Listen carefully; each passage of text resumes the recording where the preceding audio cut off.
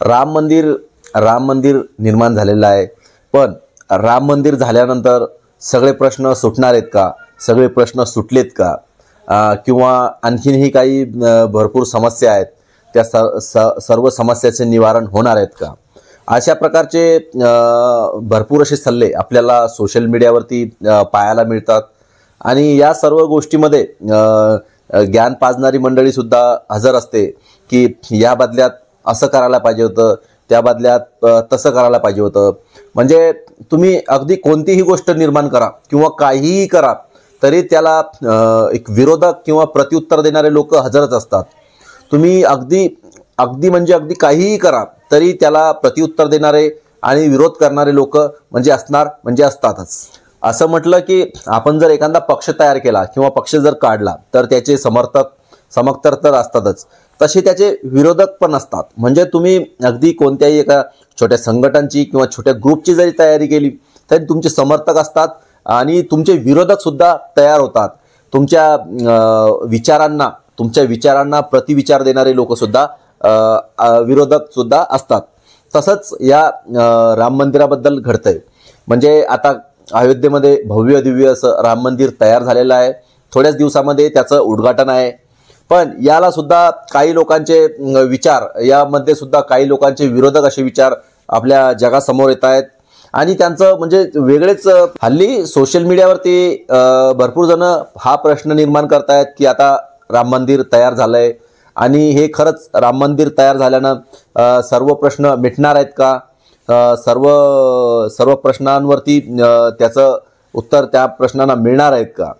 पण तुम्ही आजही गावाखेड्यात किंवा ग्रामीण भागामध्ये जा किंवा आमच्या इकडे या तर तुम्हाला दोन माणसं एकमेकांना जर भेटली तर प्रथमदर्शनी किंवा एकमेकांना पाहिल्याबरोबर रामराम आदराने एकमेकांना रामराम करतात.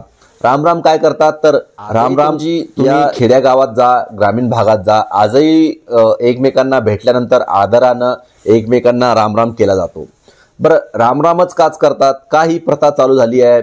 खूप पूर्वीपासून ही प्रथा चालत आली आहे. आजही ग्रामीण भागामध्ये याचं अगदी तरुण मंडळी सुद्धा एकमेकांना रामराम करून संबोधतात. तर हे रामराम का बोलतात? का ही परंपरा पडली असावी? आपले जुने आजी आजोबा आजही म्हणतात की रामराज्य आलं पाहिजेत.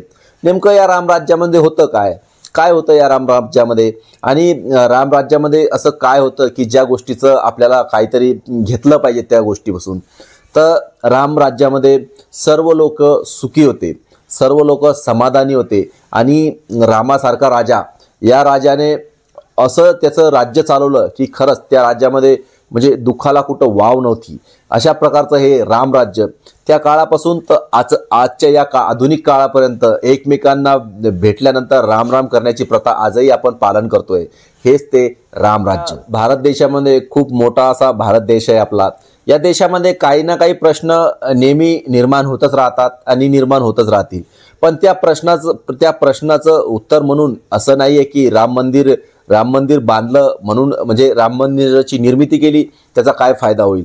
तर राम मंदिर हा विषय वेगळा आहे. कारण की आपल्या देशामध्ये रोजचा नवीन एक वेगळा विषय निर्माण होतो, नवीन एक प्रश्न निर्माण होतो आणि ते निर्माण होतच राहणार आहे. पण राम मंदिर हे जे निर्माण केलं, आजही आपल्या खेड्या गावामध्ये माता मावल्या म्हणतात की रामाचं राज्य आलं पाहिजे. तर राम मंदिर याच्यासाठी स्थापन केलं, याच्यासाठी उभारणी केली की रामाचा, प्रभू रामचंद्राचा भव्य दिव्य असा खूप छान असा इतिहास आहे. तो आजही आपल्या पिढीला कळाला पाहिजेत आणि पिढीनं त्यातल्या काही गोष्टी स्वतः अंगीकारल्या पाहिजेत. म्हणून मंदिराची जी निर्मिती होती आहे ती याच्यासाठी होती की आपल्याला आपल्या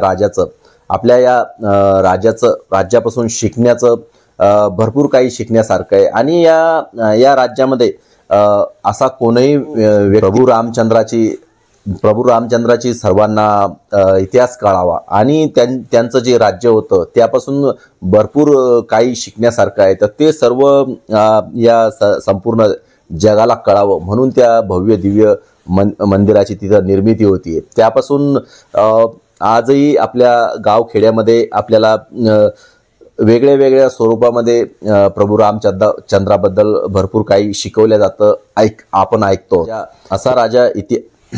असा राजा इतिहासानं पाहिलाय की त्याच्या राज्यामध्ये कोणीही दुखी नव्हतं, सर्व जनता ही सुखी होती. अशा राजाचं आजही कैक वर्षानंतर आजही त्याचा गोडवा गायला जातोय, त्याचा जय जयकार होतोय. तो राजा त्याच्या राजाच्या जय जयकारासाठी, त्याच्या इतिहासाचं सर्वांपर्यंत पोहोचण्यासाठी या भव्य दिव्य अशा राम मंदिराची निर्मिती झालेली आहे. मंडळी, हा आपला छोटासा व्हिडिओ होता प्रभू रामचंद्र याच्या मंदिराची लवकरच